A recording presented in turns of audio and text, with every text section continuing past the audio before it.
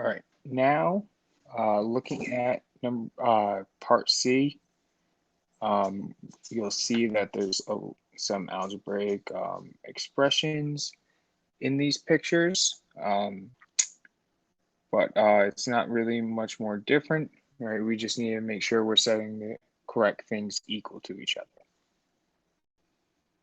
So doing this one together, right, by the perpendicular bisector theorem, we should know that the length of EH is going to be equal to the length of GH. So what we'll do is set them equal to each other, and then we'll have to solve for X. Now, when we solve for X, we move the 3X over, we get negative X equals negative 8, which in turn tells us that X equals 8. The next thing we have to do is use that fact that X equals 8 to solve for that GH length.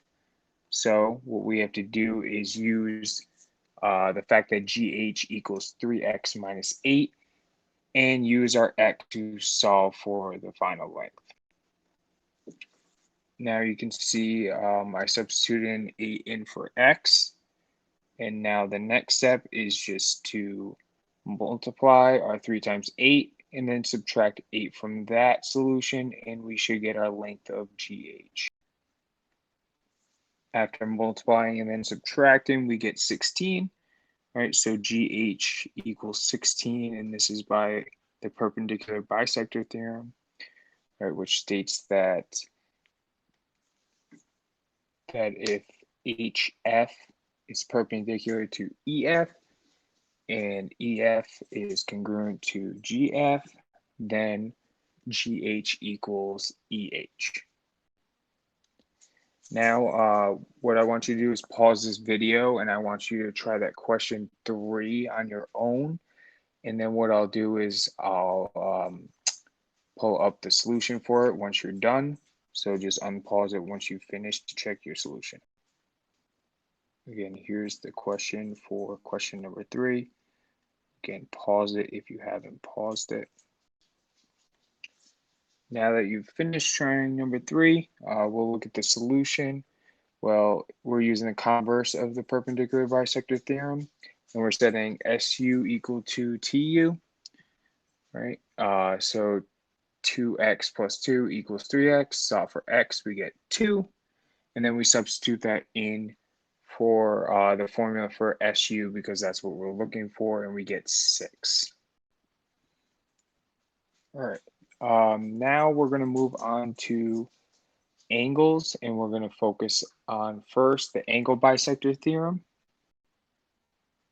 Now the angle bisector theorem states that if a point is on the bisector of an angle, then it is equidistant from the sides of the angle.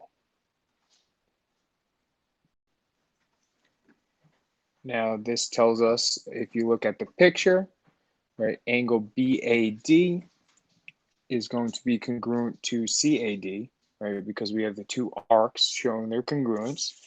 And by the angle bisector theorem, this means that BD is going to equal CD.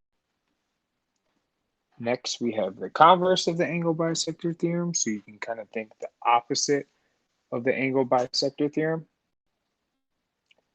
The converse of the angle bisector theorem states that if a point is in the interior of an angle and is equidistant from the sides of the angle, then is on the bisector of the angle. Now, if we look at the picture, right, it's going to be the opposite of what we just went over, the angle bisector theorem. Now, if we're given BD is equal to CD, right, then that means that the angle BAD is going to be congruent to the angle CAD. Now, what we'll do is we'll do the next two problems together, and then I'll have you try some on your own. So once we go through these two problems, I'd like you to pause it, try the other ones that we'll go through next, and then I'll pull up the solutions. Now, if we look at this first problem, we're trying to find angle ABC, right? So that's that whole full large angle. And we're given a couple things, right? We're given that AD is equal to CD, right? It's shown by both of them being 10. We're also given the angle measure of DBC, right? And that's 56. Well, if we use the converse angle bisector theorem, we can prove that angle ABD is congruent to CBD, right? And since CBD is 56 degrees, that means ABD is going to be 56 degrees. And if we want to find the whole ABC angle, we just add the two together and we get 112 degrees for angle ABC. All right, now let's try one with some algebraic expressions in it. We're given that angle JKM and LKM are congruent by the arcs given, right? Which in turn tells us that JM is going to be equal to LM, right? That's why I made the little dashes there. And we can set those two equations equal to each other since they are equal. And you can see I set 4x equal to 2x plus 12, right? And we know that by the angle bisector theorem that JM is equal to LM, so we can set them equal to each other. Now we just need to solve for x first, and then we can finish and solve for JM. And you can see I solve for x, we get 6 for x, and then we just have to substitute in x into our 4x equation for JM, and 4 times 6 gives us a measure of 24. So JM is equal to